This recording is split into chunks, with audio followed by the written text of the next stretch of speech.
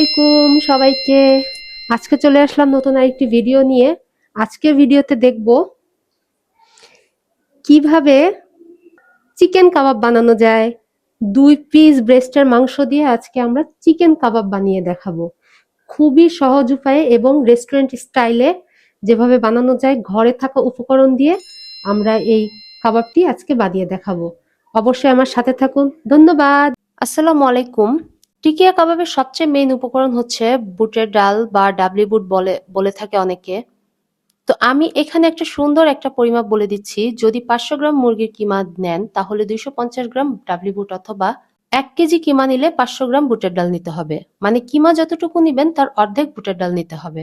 অথবা অর্ধেকের কম নিবেন, কেননা ডাল ভিজিয়ে রাখলে অনেক বেশি হয়ে যায়, তাই কম নিলে সমস্যা নেই। তবে বেশি নেওয়া যাবে না, তাতে কাবাব ভেঙে যাবে এবং মুরগির মাংসের টেস্টটা পাওয়া যাবে না। তো আমি মুরগির মাংস এবং বুটের ডাল নিয়ে নিলাম। তবে একটা বিষয় আছে, মুরগির মাংস একদম কিমা নেওয়া যাবে না, তাহলে খেতে মিহিন লাগবে, কিছুটা আঁশের মতো রাখতে হবে। তারপর নিয়ে নিলাম পরিমাণ মতো লবণ, তারপর আদা রসুন বাটা নিলাম, তারপর পরিমাণ মতো হলুদ গুঁড়া, তারপর পরিমাণ মতো মরিচ গুঁড়া, গরম মশলা গুঁড়া এবং জিরা গুঁড়া এবং ধনিয়া গুঁড়া, তারপর পরিমাণ মতো তেল। এরপর সবকিছু মেখে নিব।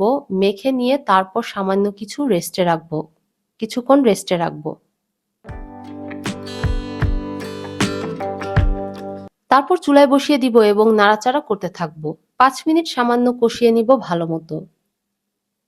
তারপর কষানো শেষ হয়ে গেলে পানি দিয়ে দিব। এরপর যতক্ষণ না ভালো মতো কুকিং হয় ততক্ষণ রাখবো এবং পানি শুকানো পর্যন্ত রাখবো। পানি শুকিয়ে গেলে উঠিয়ে নিব এবং ব্লেন্ড করে নিব অথবা পাটায় বেটে নিব। ব্লেন্ড করলে বেশি মিহিন হয়ে যায়, তাই বেটে নিলে কিছুটা আঁশ টাইপের রাখলে চিকেনের ফিলটা পাওয়া যাবে। এরপর অন্য ইনগ্রিডিয়েন্টস মিশিয়ে নিব। কি কি মিশাবো সেটা দেখিয়ে দিচ্ছি। প্রথমে মরিচ কুচি, তারপর ধনিয়া পাতা কুচি, তারপর কাবাব মশলা, অথবা কাবাব মশলা না থাকলে ম্যাজিক মশলা দিলেও হবে।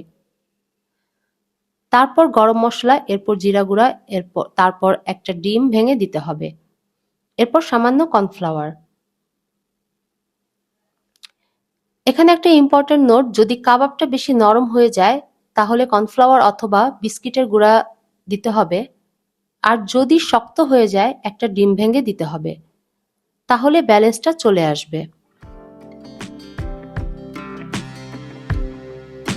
এরপর সব ভালো মতো মাখিয়ে নিব। দেখুন কত সুন্দর কাবাবের ফিলিংটা তৈরি হয়েছে। তবে কাবাবটা আরেকটু আঁশ রাখতে হবে। আমারটা মিহিন হয়ে গেছে প্রায়। মিহিন হয়ে গেলে ভেঙে যাওয়ার চান্স বেশি থাকে। এরপর গোল গোল করে কাবাব সাইজ বানিয়ে নিব।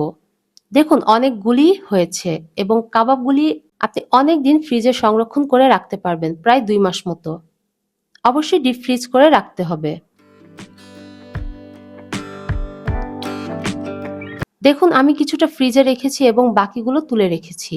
তো ডিপ ফ্রিজ করে রাখার পর অবশ্যই যাতে বের করার পর সামান্য কিছুক্ষণ রেখে তেলে ভাজতে হবে। বেশি লং টাইম রাখা যাবে না, এতে ভেঙে যাওয়ার সম্ভাবনা থাকে।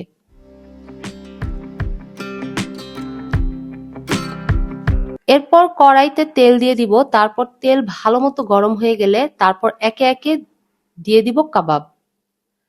তারপর কাবাবের এক পাশ থেকে কিছুক্ষণ রেখে তারপর উল্টে দিতে হবে। এভাবে করে ভেজে নিতে হবে। তবে কড়াই যদি গোল একটু রাউন্ড হয় এবং নিচে গর্ত থাকে তাহলে কাবাবটা ভালো মতো কুকিং হবে। কেননা তাওয়াতে দিলে ভালো মতো কুকিং হয় না, যেহেতু তাওয়াটা সমান থাকে।